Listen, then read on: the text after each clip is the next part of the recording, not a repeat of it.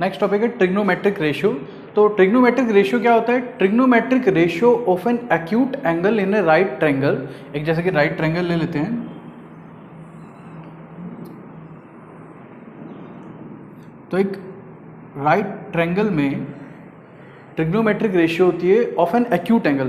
Trigonometric ratio जो है वो एक पर्टिकुलर एंगल की होती है, जैसे कि एक तो 90 डिग्री हो गया, बाकी दोनों जो हैं एक्यूट एंगल हैं। जैसे कि यहाँ पर हम नाम रख लें इसका ए बी सी।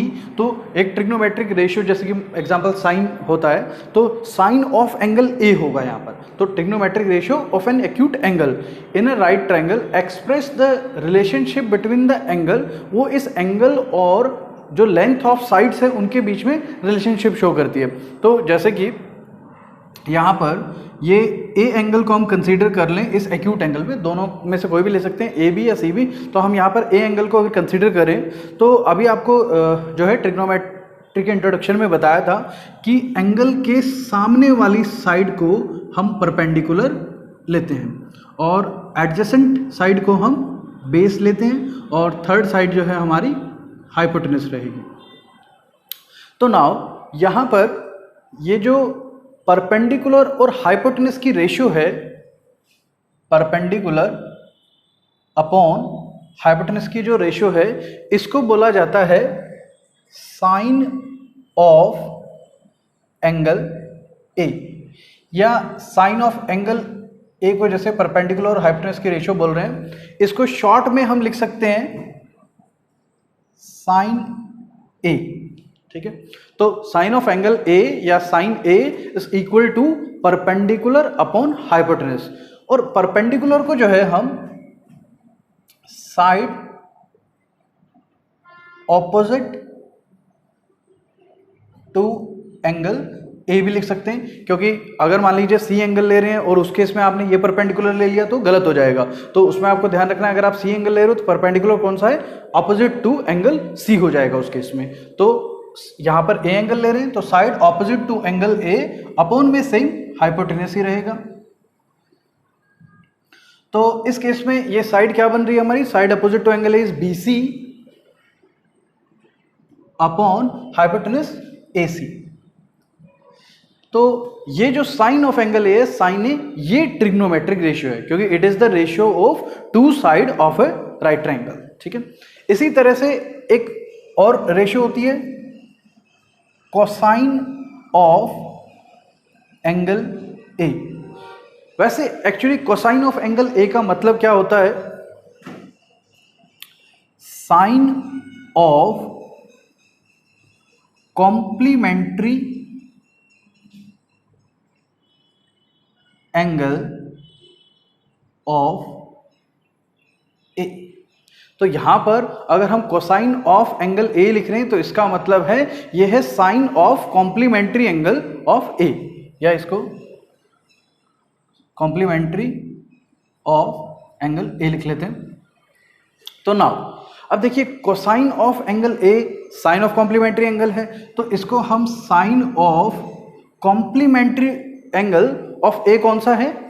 सी है, क्योंकि ए जो एंगल है, ए का और सी का जो सम है, angle A plus angle C is actually 90 degree, क्योंकि थर्ड एंगल हमारा 90 है तो 180 में से जाएगा, इन दोनों का सम 90 है। तो यहाँ पर अगर हम एंगल ए की वैल्यू निकालें तो वो क्या आएगी? 90 माइनस एंगल सी आएगी, और सी की वैल्यू निकालें तो वो 90 माइनस ए आएगी। तो इसी तरह से ए और सी दोनों के एक दूसरे के कॉम्प्लीमेंट्री हैं। तो हम sine of complementary of angle A, angle A का कॉम्प्लीमेंट्री है सी, यानी कि साइन सी की अगर वैल्यू निकालें तो साइन सी की वैल्यू क्या होगी?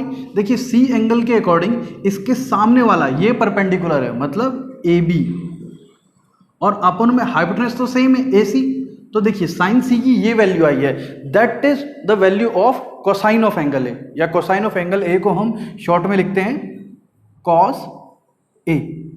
और कॉस ए का अगर फॉर्मूला देखा जाए तो अब देखिए, कॉस ए की वैल्यू अगर साइन सी की इस वैल्यू के इक्वल है, तो ये ए बी क्या है? एंगल ए के अकॉर्डिंग, एंगल ए के अकॉर्डिंग ए बी बेस है, क्योंकि हम यहाँ पर एंगल ए लिख रहे हैं इसलिए ए के अकॉर्डिंग देख रहे हैं। तो ए के अकॉर्डिंग ये क्या है? बेस है। तो हम यहाँ पर बेस अपॉन में AC तो हाइपोटेनस है ही, A के अकॉर्डिंग भी और C के अकॉर्डिंग भी, तो यहाँ पे हाइपोटेनस। तो cos A का फॉर्मूला बना हमारा बेस अपॉन हाइपोटेनस। इसका रीजन भी आपको बता दिया, क्योंकि ये कॉम्प्लीमेंट्री होता है साइन एंगल का, ठीक है। तो अगर A एंगल के अकॉर्डिंग देखें, बेस B को हम क्या लिख सकते हैं, इस बेस को AB को A एंगल का एडजेसेंट साइड, तो ये हो गया adjacent side to angle A upon में हाइपोटेनस। और adjacent side to angle A को लिख सकते हैं AB अपॉन में हाइपोटेनस AC।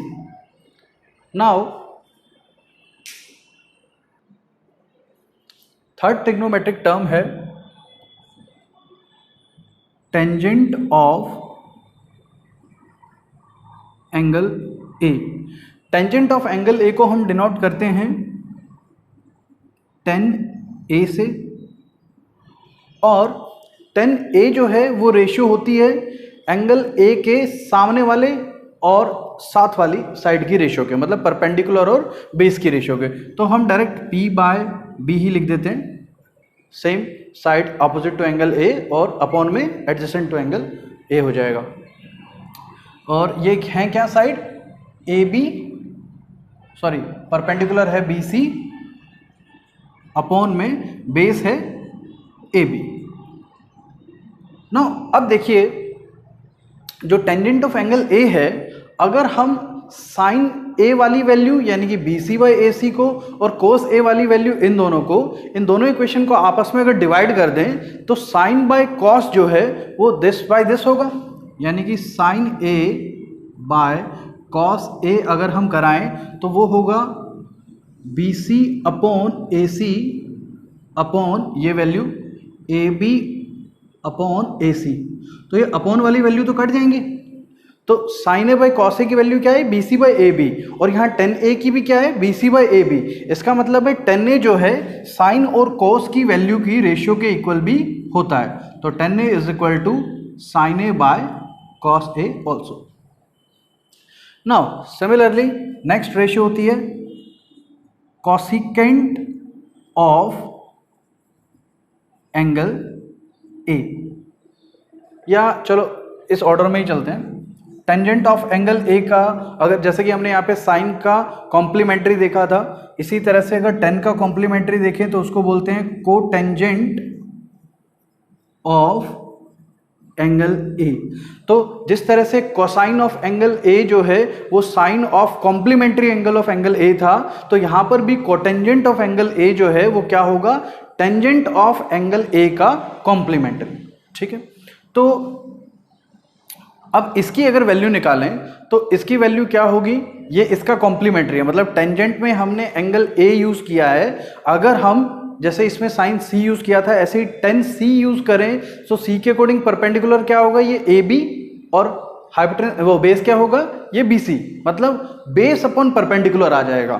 तो कोट टेंजेंट में जो है इसको वैसे डिनोट करेंगे कॉट A, तो इस केस में आ जाएगा बेस अपॉन परपेंडिकुलर। यहाँ पे साइन वाले केस में क्या था, हाइपोटेनस इसलिए चेंज नहीं हुआ था क्योंकि कॉम्प्लीमेंट्री एंगल चेंज होने से फर्क नहीं पड़ता है, लेकिन यहाँ पर तो सर परपेंडिकुलर बेस थे तो चेंज हो गए थे आपस में।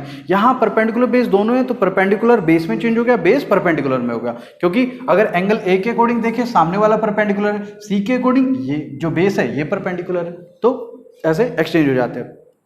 नाउ बेस की वैल्यू क्या है, AB और परपेंडिकुलर की BC according to angle A। तो अगर आप ये रेशियो और ये tan A वाली रेशियो में देखें तो ये इसकी रेसिप्रोकल है, तो हम cot A को tan A का रेसिप्रोकल 1 बाय tan A भी बोल सकते हैं। और tan A का जैसे formula sin A by cos A था, अगर हम cos A वाली वैल्यू को sin वाली वैल्यू से डिवाइड कर दें, AC से AC कट जाएगा, AB बाई BC तब भी आ जाएगा, तो हम इसको cos A by sin A भी बोल सकते हैं। ये सारे फॉर्मूले जो है आपको याद करने होंगे, सारी रेशियोज हैं ये। नाउ उसके बाद सीकेंट ऑफ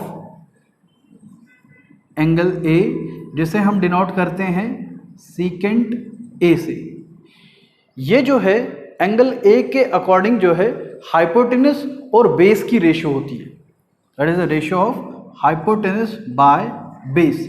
अब देखिए यहां पर कोस की रेशियो में था बेस अपॉन हाइपोटेनस, यहां पर है हाइपोटेनस अपॉन बेस, तो हम इसका उल्टा मतलब कॉस का उल्टा सीकेंट में क्या लिख सकते हैं, 1 बाय कॉस ए, ठीक है, क्योंकि ये इसका रेसिप्रोकल है, तो यहां से भी सीकेंट का एक फॉर्मूला बन गया। नाउ कॉसिकेंट ऑफ एंगल ए, ये एक अदर टर्म है कॉसिकेंट। कॉसिकेंट जो है वो कॉम्प्लीमेंट्री ऑफ सीकेंट के एंगल ए की है, तो इसको हम शॉर्ट में कॉसेक ए बोल सकते हैं, दैट इज इक्वल टू, अब देखिए यहां पर ए एंगल की जगह हमें क्या लेना है, इसमें सी एंगल लेना है क्योंकि इसका कॉम्प्लीमेंट्री है, तो इसका कॉम्प्लीमेंट्री क्या होगा, देखो हाइपोटेनस तो सेम रहता है, सिर्फ चेंज क्या होता है, परपेंडिकुलर और बेस में फर्क पड़ता है, तो यहाँ बेस की जगह क्या आ जाएगा, कॉम्प्लीमेंट्री एंगल के थ्रू परपेंडिकुलर। अब इसको देखें तो ये देखो साइन ए की परपेंडिकुलर बाय हाइपोटेनस का उल्टा है, हाइपोटेनस बाय परपेंडिकुलर, तो यहां हम 1 बाय साइन ए लिख सकते हैं। तो ये हमारी सारी जो है ट्रिग्नोमेट्रिक रेशियोज हैं और ये उनके कॉरस्पॉन्डिंग फॉर्मूलेस हैं। इसमें हमारी साइड रह गई, सीकेंट में हाइपोटेनस की वैल्यू हमने ए सी बाय बेस, बेस की है ए बी, और सिमिलरली यहाँ पर कॉसिकेंट में ये होगी ए सी बाय बी सी।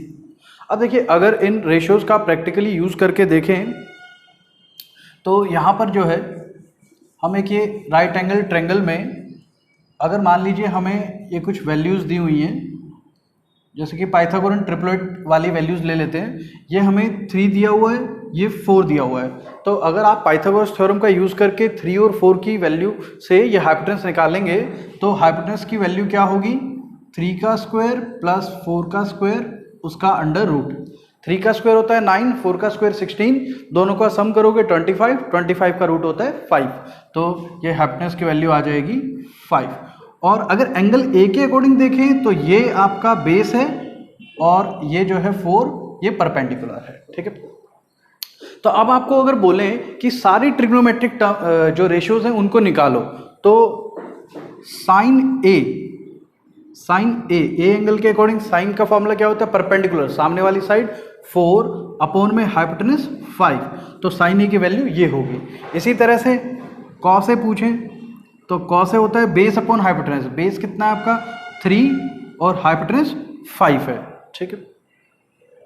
इसी तरह से टेन ए क्या होता है, परपेंडिकुलर बाय बेस, तो परपेंडिकुलर है 4 और बेस है 3, तो हो जाएगा 4 बाय 3।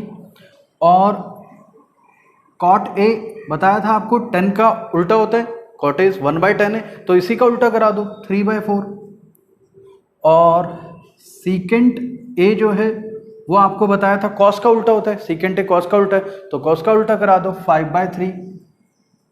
और जो कॉसिकेंट ए है वो आपको यहाँ बताया था साइन का उल्टा होता है, तो साइन वाली वैल्यू का उल्टा करा दो 5/4। तो इस तरह से आप सारी ट्रिग्नोमेट्रिक रेशियो निकाल सकते हैं अगर आपको कोई भी 2 साइड्स दी हों तो थर्ड साइड निकालने के बाद।